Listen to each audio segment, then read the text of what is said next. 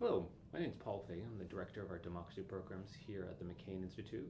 And today we're very lucky to have one of our partners, but also one of our heroes, Roman Avramenko from Hounds, based in Ukraine. So Roman, thank you for coming today, and we look forward to our discussion about what you're doing, what Hounds is doing, and how we and the international community can continue to support your work. Thank you for having me here, Paul. Absolutely. Nice to meet you. And I'll give you a moment in a second to just introduce Hounds, but I do want to highlight some of the what you've been doing, but also the awards, the acknowledgement that you've received around the world. You're here, here in the United States, to receive the Albie Award from the Clooney Foundation. You've been awarded the 2023 Sakharov Freedom Award. You've been recognized for your work, here in the United States and around the world. And if you could just give us just a brief understanding of what Hounds is, where you've come from. You've been around for a decade, but I'd love to hear more about you and Hounds. Thank you. Essentially, what we do and what we're good at is the collecting evidence of international crimes and investigating them. We've been doing this for 9 years already, and we live and work in a really narrow frames of the international humanitarian criminal law.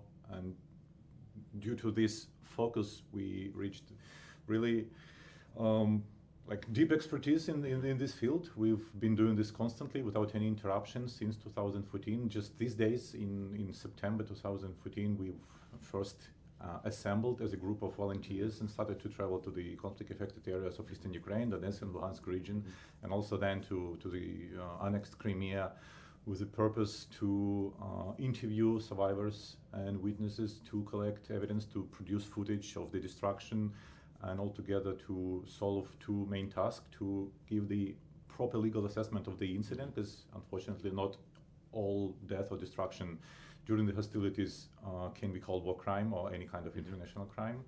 It should have a certain amount of characteristics.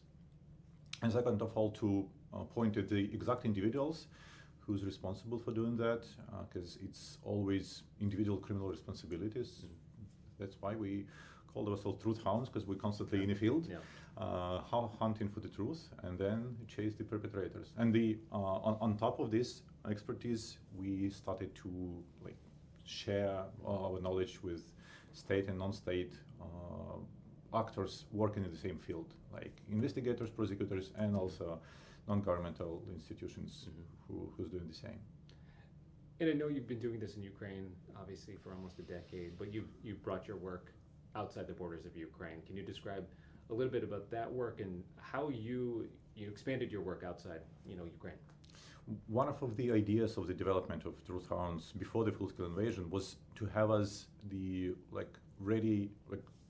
rapid deployment group of field documenters ready to be rapidly deployed where the outbursts of hostilities or civilian unrest is happening, to document everything. We've been to many conflict-affected areas of the Central Asia, Caucasus, and Central Asia, Caucasus, and Eastern Europe. We've been to Georgia. We've been to Tajikistan. We trained Kazakh NGOs. We've been to Nagorno-Karabakh in 2020 when the hostilities outbursted there. We've been on both sides of the conflict, from the Armenian-held territory, from the Azerbaijani-held territory, to document violations from both sides of the conflict. And we trained local groups, and we also took part into the field documentation work. And that was what we were good at, and what we're still good at.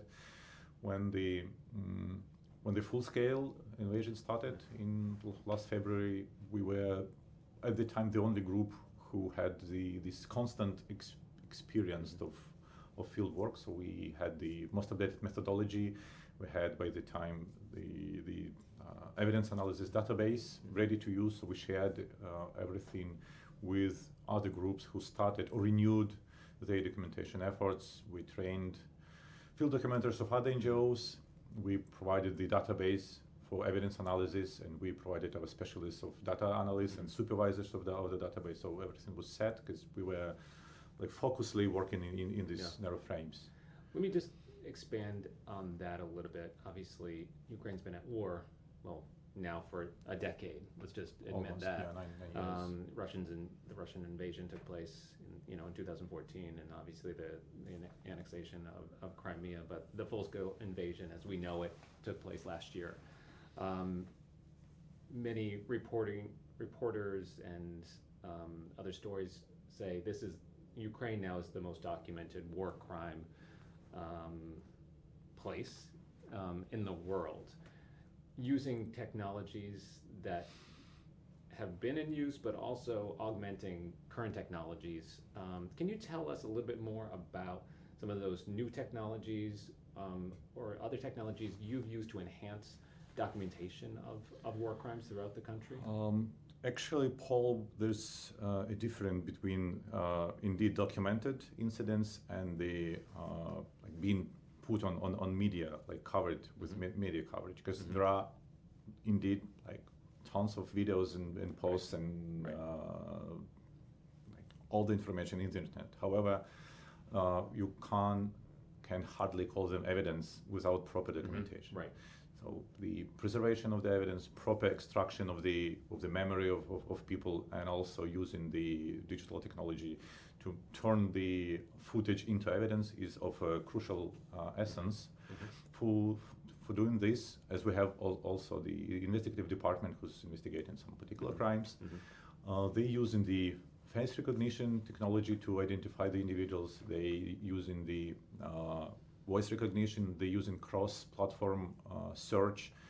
We have started to use the artificial intelligence to analyze evidence, because when a group in a field, they break down into pairs and they cover like quite big areas among the different settlements, and they can collect different pieces of the same incident that should be then put together in the database through the work of the database analysts, and there are a dozen of people, literally 12 people working for that. They do like working hard to read line by line all the evidence, and then extract and corroborate between different testimonies collected by different groups in different times, including not only of the Truth Hounds, but also being sent by other NGOs who's doing the same field work. And we started to use the AI to analyze and to write down the narrative report as a basis for future evidence analysis. Well, it's interesting you bring in AI, because obviously AI, I think, right now is used or is talked about in a negative connotation. But you're talking about AI used in a very positive way for your work, but also using AI in coordination and collaboration with actual evidence, visual evidence, talking to people. Can you expand on sort of how you use both in your work? Actually, the cornerstone of justice is field work, is the extraction of evidence. Without this stage, no AI would help to restore justice whatsoever. So this work has to be done by trained documenters with respect to the trauma of people who think about the security, and who professionally can extract the actual memories, not the opinions, for instance, and cross-check it while doing this work. And only once it's collected, then it can be processed by different instruments, including the AI. So there's no replication. There's no. No, it's just resource saving for the manpower to analyze everything, to put everything together, and it goes. The same goes to the video analysis. We just started to collaborate with the Ukrainian initiative, who has downloaded 900 hours of different videos posted in Russian media by Russian propagandists, and they have them written down, scripted, so enabling search across them, extracting some hate speech and calling for genocide and things like this is really helpful. Then watch through 900 hours of video and we will spend several seconds to find the exact phrases or like calls to kill Ukrainians, for instance, in the speeches of different officials or like propagandists. This is dangerous work that you're doing and what your colleagues are doing. You're on the front lines. You're also talking to eyewitnesses who have been traumatized, could have also been injured or on their deathbeds. I don't know. How do you deal with this? How does your staff deal with the trauma, and what techniques are you using, not only with your witnesses but also for yourselves? For the witness safety and security, our documenters are going through trainings to like identify the signs of the flashbacks and who deal with these hard memories. Because while interviewing people, you putting them in that conditions in the situation by asking really detailed questions of what was happening, what was they smelling, what was they seeing, and it was like literally bringing them back to these traumatic events. So we documenters train to pull them back to this current situation, and then to like deal with helping them to start dealing with the trauma when we always read back each testimony to the witness as if it has been done to the documenter. So I was beaten 3 times to my ribs and stuff like that. It really helps to the witness. However, of course, this kind of work additionally traumatizes the documenters themselves and also database analysts who's reading through this harsh evidence and who's spending the whole daytime. So it's basically the whole life being inside the worst moments of worst experience of human beings. These traumatizers, so we've got program to counseling, psychotherapy, like pills if needed. We've got this for the staff involved into working with this kind of content, and we also got the debriefing after the field visit, and the HRN will be in managers monitoring the state and can refuse from sending the document to the field unless they restore the capacity. It's I mean, there's no making light of what you do and what your colleagues do. You're on the front lines, not only documenting human rights abuses, but you're seeing it, up front and personally. We are the McCain Institute. We're named for Senator John McCain, who is an ardent supporter of Ukraine's freedom and independence. Great support. And that's why we are talking about Ukraine, because of his dedication to your freedom. But he was also a victim of torture.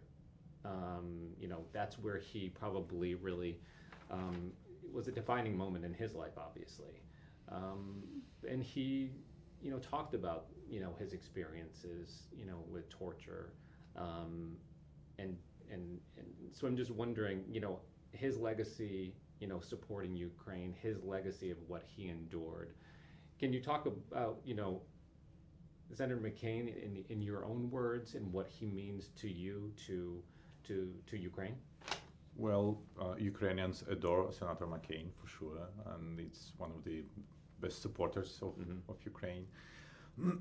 We are struggling for the justice to all the victims of international crimes, and torture is like for sure one of the worst crimes ever. It's like of the core international among the core international crimes, which is prohibited to use by anyone anyhow. We struggle to address both trauma of people who were tortured, and there are many of them, including women. Actually, we started to record with the full scale that women being targeted more frequently by the occupant forces on the occupied territories, and first and foremost to help them start dealing with trauma, not live with it, and second of all to find and point at the individuals responsible for it. So it's the Senator McCain legacy lies in line with our activity very much. And I think he would agree that we should hold those responsible for these atrocities accountable, right? Russia, Putin, and the countless tens and maybe thousands of people who have caused these atrocities against Ukrainians. In your experience so far, what can you say about accountability? How are you going to seek accountability for Ukrainians who have been victimized by Russia? Indeed, one of the domains of accountability of justice lays in this accountability direction. Ukrainian law enforcement working really hard to document and investigate all the crimes, and most of the cases will be investigated and persecuted by national justice system. We, as ones who's dealing with this topic for nearly a decade, taking part in building the capacity of prosecutors. We implementing new practices. We suggesting and providing new techniques for the investigation. We help them fill in the gaps in the documentation that comes from the lack of knowledge about the nature of international crimes and how they differ from regular criminal offenses. We do so. We collaborate with them on these specific cases, helping to investigate, to identify the individuals or the military units, or to see the linkage between several incidents and that was under charge of one commander. For instance, we work closely with the judges who will soon start to get dozens and dozens of indictments on the war crimes clause. So we're working hard to build the capacity. Of course, we looking abroad of Ukraine, because international crimes can be persecuted anywhere in the world. We like very welcome in the deed of the US, the change of the national criminal code enabling criminal persecution of war criminals here on the US territory. And we've got already several cases, ideas on how to bring this to the U.S. jurisdiction, the cases, not only as a civil litigation, but a criminal case. Let me just ask about your experience and maybe your opinion through your work over the past decade and what you're seeing now with sort of Ukrainian justice and accountability. How have things changed? Have you seen progress as a result of your work? It has been evolved greatly since 2014, because I'm recalling like in 2014 it was total chaos, and even documentation wasn't done properly, and even criminal cases weren't open whatsoever. Like, people were killed during they were coming home from the factory, and they were killed in a mortar shelling, and no records was found into the officials. And gradually, through the resistance and through our persistent work on telling you should not qualify this incident as a terrorist act, but as a war crime. You should not qualify this incident as a murder, but as a willful killing, as a war crime.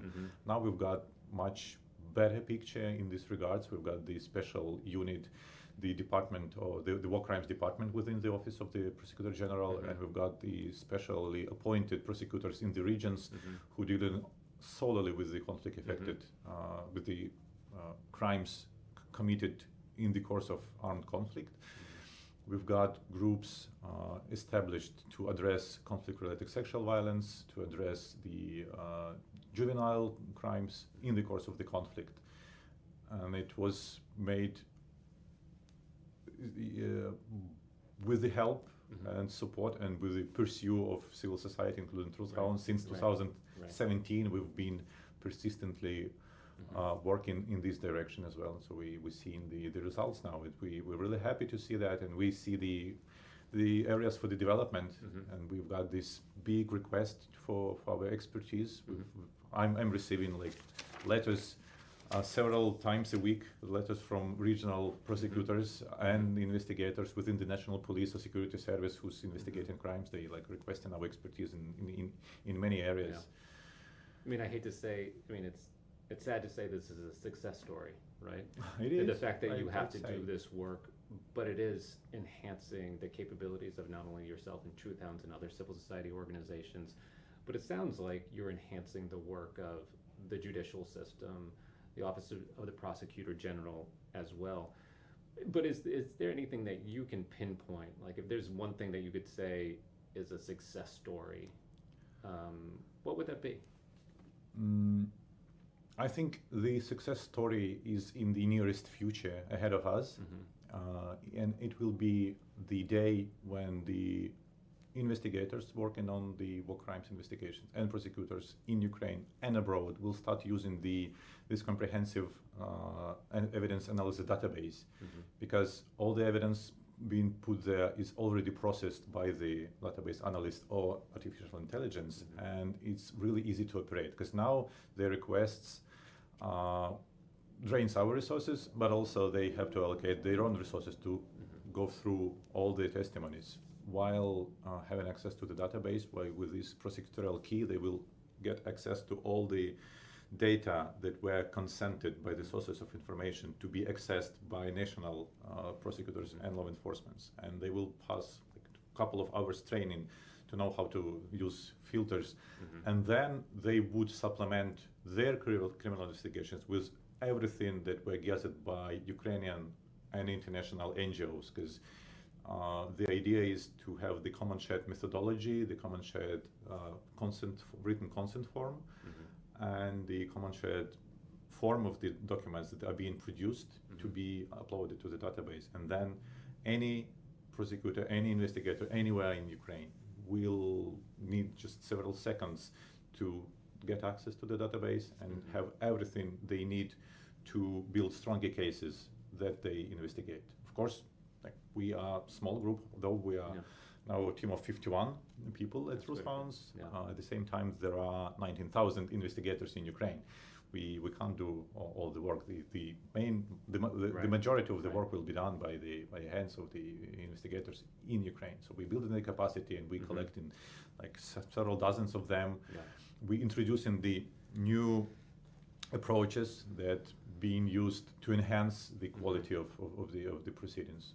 Working hard. Well, speaking of support, I mean, you're a small but mighty organization. The McCain Institute provided, through our McCain Alumni Association, provided you with a small grant last year, but I'm sure much more is needed. What can others do to support you, other governments or civic organizations, international organizations? What kind of support do you need to continue this work? Actually, that grant of the McCain Institute was of a great help, though it wasn't very big in numbers. It was an institutional funding that is very much needed for us now, because most of the donors, they provide the project funding with the very strict budget for the engaged specialists, and you have to deal with when one project ends, the other project hasn't started yet. There is a gap in funding, and people not really confident of the future in the organization. They not know if the contract will be prolonged after the project is done. And while we acting in this narrow field of the individual criminal responsibility, monitoring, documenting, investigating, and building capacity for the international crimes, you can call this like one big project. It's one front line. So we would for sure need to rebalance and to have more share of the institutional funding than project funding. We've got... It sustains you. The more institutional funding, we understand at the McCain Institute, we always need institutional funding because people matter. You still have to pay rent, you still have to pay salaries, you still have to pay sort of these normal expenses. So now we're diversifying our incomes, and we've got on our website the donate button, and you can easily donate to support our work. Well, it's very important work, not only for what you're doing in Ukraine, but for the international community. I'm sure others are going to be looking at your work, the work of your colleagues, as not only just inspiration, but just ideas. Again, we have to think about this in the terms of what you're doing, which is documenting war crimes. I hope you run out of a job at some point. We all do when we talk about humanitarian issues, because we'd like a better world. But what can you say? What are some of the things that you think that you've learned sort of in a positive way that you can pass to others who are going to be doing the same work, either in the future or currently? The main thing, what is hard to achieve, is the coordination and collaboration between all the involved actors inside the country and abroad, because now it's not that coordinated. We've seen some good efforts, and we supporting them. We are also leading this inside the Ukrainian civil society in this narrow field of documentation and unification of all the evidence and having the unified database. And it's really fruitful in terms of resources. For instance, we collaborating with the UN Commission of Inquiry in Ukraine. They launched their own field missions, and they have the access to our database. When they plan in their field missions, they can open and see what Hounds have documented in that areas. So they wouldn't need to re-interview people. They just take the ready to use testimonies, confirm with the witnesses, and then they're good to go. And we're happy to see the testimonies collected by us in the reports of the Commission of Inquiry, which are being placed on the tables of pretty much every decision maker in the world, which is making impact. Going back to your comment about resources and whatnot, you've expanded your work, you've expanded your workforce, but the demand is probably very high. How do you allocate your resources, people, when this demand for documentation and either training or whatnot? How do you decide what takes priority? Actually, it depends on the actual situation. Sometimes we address requests of the officials. They ask us about the troubles in several proceedings. Then we launch field missions or allocate resources of the investigators for that. There are areas that have to be visited for obvious reasons. For instance, right now my colleagues in Kherson region documenting the blowing up of Kakhovka Dam, which caused significant damage to people and to environment. It's obvious thing to document, but in coordination, because we know that the ICC prosecutors also interested in this case, and they've got presence on site in Ukraine. We are coordinating with them in order not to duplicate, in order not to cross their path, but to strengthen their efforts.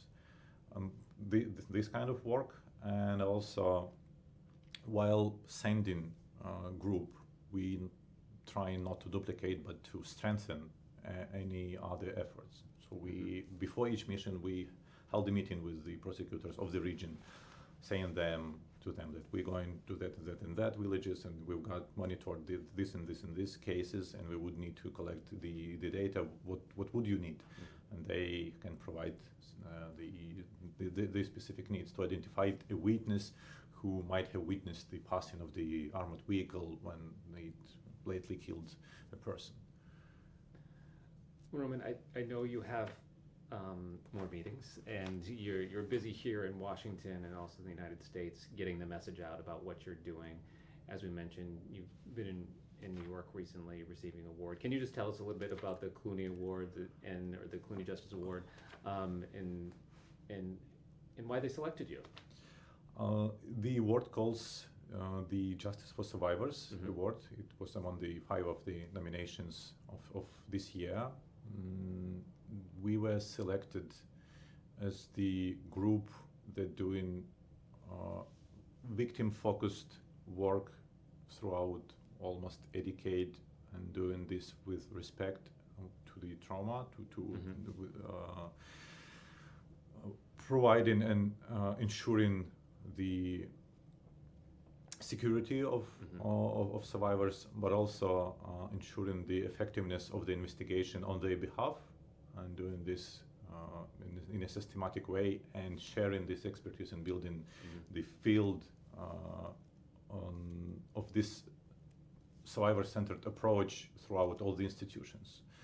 So I guess for that efforts and achievements, they have picked us this year So yesterday we've been to the ceremony. Well, you and your colleagues, Truth Hounds, are doing incredible work. It needs to be recognized and talked about a lot more. You're here in the United States. You're here in Washington. There's a lot of debate about further support for Ukraine in the war effort. What would you say to Americans?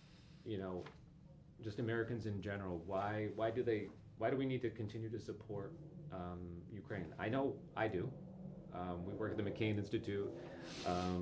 Senator McCain, like I said, was your biggest supporter. So you don't have to worry about what the McCain Institute stands for. But what would you tell Americans? I would tell that one of the aims of existing of Truth Hounds, and it goes to every decent person, is not to just address the crimes that are being already committed, but to prevent them from being committed in future. Mm-hmm. Unfortunately, in this conflict, in this Russian aspirations to destroy everything that can be called Ukrainianness, culture, language, self-determination as a Ukrainian, we can't achieve that without expelling the occupiers from the territory. Because while the territories of Ukraine remain under occupation, the great oppression being done there, people are being targeted only for calling themselves Ukrainians. They've been tortured with the electrical current, they've been beaten, they've been sexually abused, men and women, children are being forced out of country or being transformed from Ukrainian children into Russian soldiers from the kindergarten. And the longer these areas are being under occupation, the more war crimes we would need to address when it comes to the accountability. So the only way is to help Ukraine deoccupy its territory, and it's the best way to prevent the war crimes from being committed in future. It's weird things to hear from the mouth of human rights defender maybe, mm-hmm. But the things are how they are, unfortunately. Well, Roman, thank you for taking time and speaking with us today at the McCain Institute. What you and your organization, Truth Hounds, is doing is remarkable. You're truly defending human rights in Ukraine, but also for those around the world. Thank you for what you're doing and standing up for a cause bigger than yourself, something Senator McCain would say about himself, and what we are trying to promote here at the organization. I'm going to give you the last word, if you want to speak to our viewers about how they can continue to support Truth Hounds in the efforts that you're doing. I just wanted to thank you and to thank the McCain Institute for doing a great job and supporting Ukraine for the long period of time. So my sincere gratitude and thank you. Yeah, thank you. And yeah, to the Americans, I just can repeat, support the work that address the justice, restoring justice, finding the truth, and preserving the true events about this war. This is a war, I would say, and the front line in Ukraine is an actual line between the good and the bad, and it's literally good guys are fighting bad guys, heroes fighting pure evil. I know what I'm saying because I know the number of crimes we documented this conflict. There are so disproportional number of crimes committed by both warring parties, and it's literally pure evil, and Ukraine resisting it. So this need to be addressed both in terms of military aid, but also in restoring justice in terms of finding and preserving the truth and seeking the accountability. Thank you. Thank you, Roman.